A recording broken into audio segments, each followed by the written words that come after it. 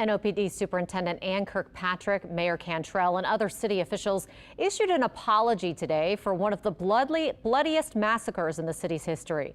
It happened on this day 158 years ago. Even though it was a landmark event, the 1866 Mechanics' Institute massacre became a painful piece of hidden history. The Plessy and Ferguson initiative hopes to change that by unveiling that historical marker. It not only acknowledges the victims, but it shares how brutal the massacre was and how it was connected to radical change in Congress during the Reconstruction era. Sharice Gibson reports. Do you know how far your family go back in New Orleans? I don't. I had a relative who would have been around during that time period, and I'm so glad he was nowhere near Mechanics' Institute. You've likely been to the Roosevelt Hotel. It's a popular site, especially during the holidays. But more than 150 years ago, it was the site of one of the most consequential massacres a lot of you have never heard of. Beneath the facade of a luxury hotel, tour guides and historians like Malik Bartholomew can help but think of the gruesome reality of what happened here July 30th of 1866, more than a year after the Civil War ended. This is where the Mechanics' Institute used to be. Correct. So was there a mass mob outside, or what would have happened? So what would have happened was it was a beautiful, beautiful Greek Revival building here in this spot where the Roosevelt Hotel now resides. Right. There would have been people coming mainly from the Canal Street. And as those crowds grew, and the friction grew, you have people who are actually on the side of the rally trying to get into the Institute for help. For safety. And for safety. Yeah. And those people are actually shot as they're going inside of the building. Oh, wow. So according to reports, it said that the inside of the mechanics building was soaked in blood. It's reported between 40 and 50 people died that day, mostly black.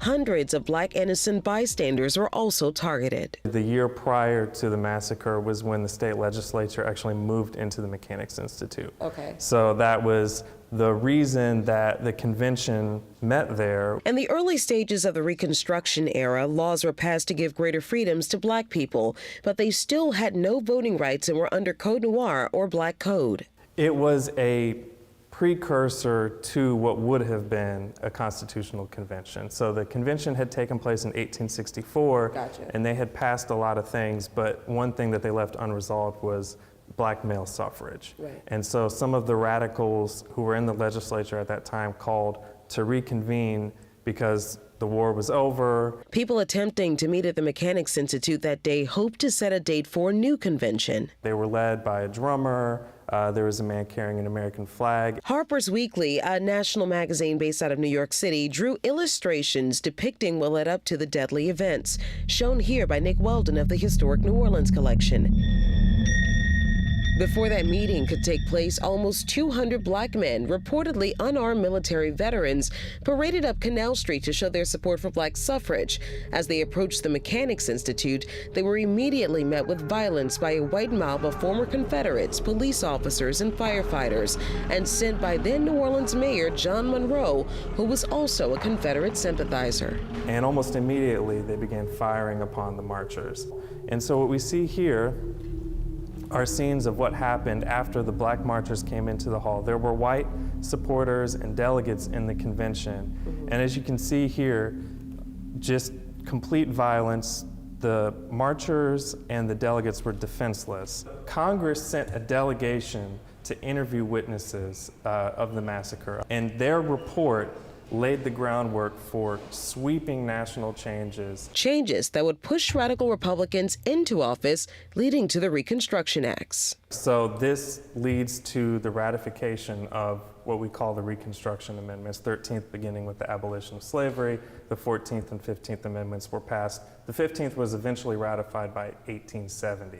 So this all influenced the national kind of political tenor that enabled these amendments to the Constitution to be passed. It also disenfranchised and removed supporters of the Confederacy in public office and enabled a lot of black men to attain legislative office. While publications of that dreadful time in American history give us a glimpse into the country's difficult transition into the Reconstruction era, the only monuments that seemed to go up represented the fallen Confederacy. No mention of the black men and women who perished that day, though they paid for the freedoms of black people across the country with their lives. 158 years have gone by and they have not been recognized. Keith Plessy of the Plessy and Ferguson Initiative worked alongside others to put up a marker to finally recognize their sacrifice. It's just one of several markers they've placed around the city. Though the buildings no longer stand, the true story remains and can now be shared for generations to come.